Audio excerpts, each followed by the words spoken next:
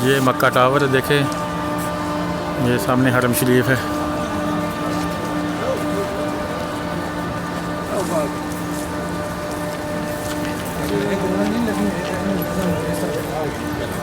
वो सामने नबी पाक का घर मुबारक है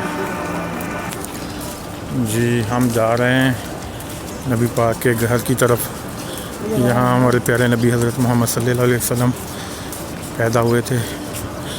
अभी वो मकतब बना दिया है, मक्कातुल मुकर्रमा का दफ्तर बना दिया है। अभी हम जा रहे हैं वहाँ, करीब जाके आपको दिखाते हैं। ये देखें मक्के पाक के कबूतर भी हैं यहाँ।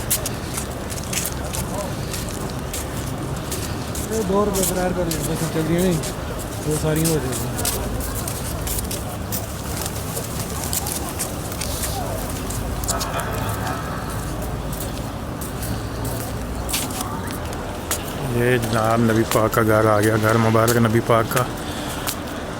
ये अभी दफ्तर बना हुआ है मक्कातुल मुकर्रमा का मकतब।